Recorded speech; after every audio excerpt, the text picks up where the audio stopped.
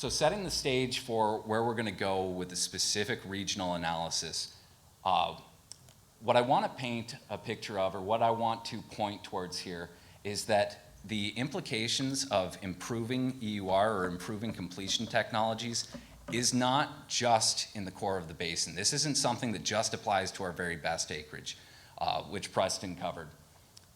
This impacts the fringe areas. This impacts the areas that would traditionally, I would have said, well, that's going to take $100 a barrel. But as we dig into some of the specifics, we're going to see that these trends continue through nearly every area of the basin. The first region that we're going to look at is Ross region, and this is around Ross oil field. You can see on the smaller map up here, I have a star placed for the position within the Williston Basin. The second map shows a red outline, and we are looking at all of the wells within that red outline. That's our target data set. And I'll be highlighting on each one of these maps something exciting that's happened within this region that may be shifting our perspective on what the future holds. So for instance, in Ross oil field, an area where EOG is one of the primary operators, EOG has wanted to add Ross to their premium acreage from the very early days. So they had a ton of success down in Partial. This acreage up here, being in that tier 2, tier 3 acreage, has traditionally been a lower performing area for the region.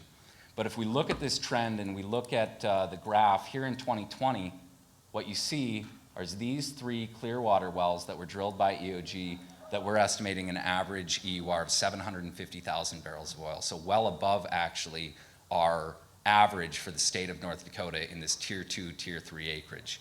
How does that impact our perception of Ross oil field? As we move across the basin, we can go to the area that Preston picked on. This is around the Alexandria oil field. You can see that I highlighted a few oil fields in here to get better well control. This is an area that if you study the basin, if you understand it, you look at this area and I say that, yeah, this is definitely going to take $100 a barrel before we can continue drilling out here traditionally. But if you look at the one well that has been drilled out here using modern drilling completion techniques, the Alexandria well drilled by Hunt Oil in 2019, we're estimating an EUR of 590,000 barrels. That would correlate to a break-even oil price of $36 a barrel.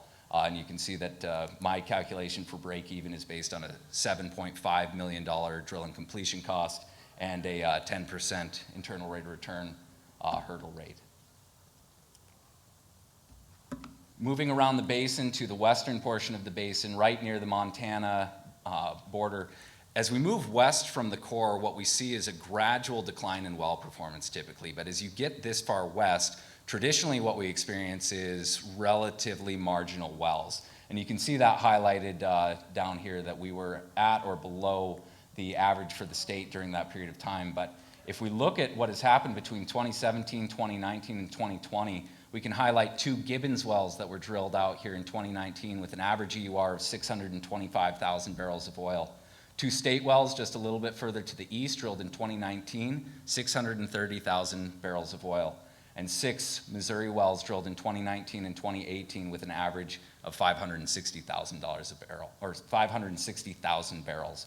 And so if our perception of Painted Woods region, this area out in western Montana, shifted to a 590,000 barrel EUR for a well drilled out here, that would correlate again to a $36 per barrel break-even price. And we could highlight too some exciting things actually taking place across the Montana border, which has not been very developed in recent years.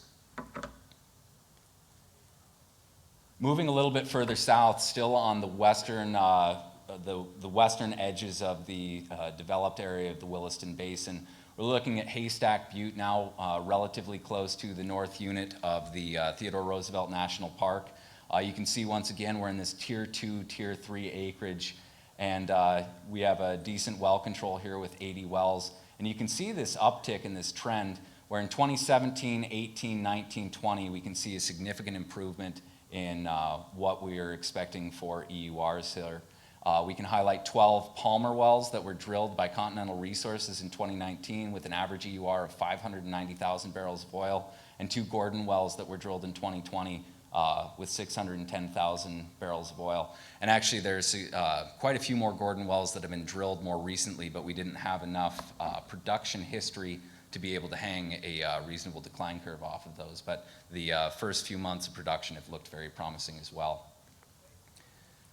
Lastly, we're going to jump over to the eastern side of the basin, and in comparison to the western side, where we typically see a gradual decline in well performance, what we see on the eastern side is what we very lovingly call the line of death, where if you drill on the western side of the line of death, you can typically make a pretty great well, and then there is a very sudden spot at which if you drill east of it, you'll produce almost all water. So here's we are butted right up next to the line of death in the southeastern portion of the basin.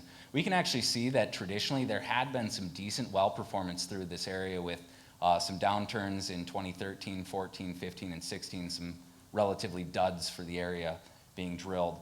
But in 2017, a well, the Charging Eagle, drilled right here, right up next to the line of death, actually has an EUR of 1.6 million barrels of oil. So here we are in this fringe area, tier 2, tier 3, right up next to the line of death, and one of the very best wells in the state of North Dakota has been drilled here.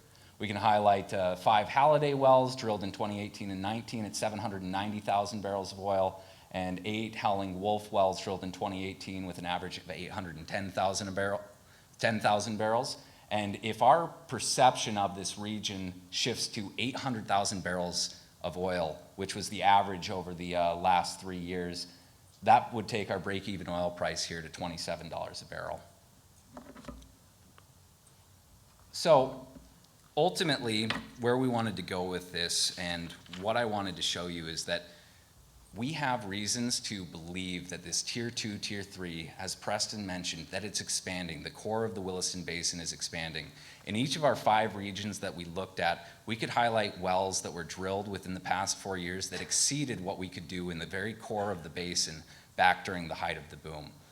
And why I think this is important for us is because ultimately we as royalty owners, as non-operators, as mineral owners and investors, we don't get to decide when the operator is going to drill the next well, and we don't get to decide where they're going to drill the next well. But as I look at this information, as I find these outliers that change our perception of this region, it gives me a lot of reasons to be optimistic and to expect that at some point in time, we will see these areas developed, that those areas up in Divide County are not abandoned to when we achieve $100 in oil, $100 a barrel, $100 per barrel of oil again, that those can be drilled and completed potentially today. And I just think that there's a lot of reasons to be excited and optimistic about the way that we are going in the Williston Basin. And I think that we have, I think like Preston said, we're still in the relatively early innings of this play. So that's what I have for you today. Thank you.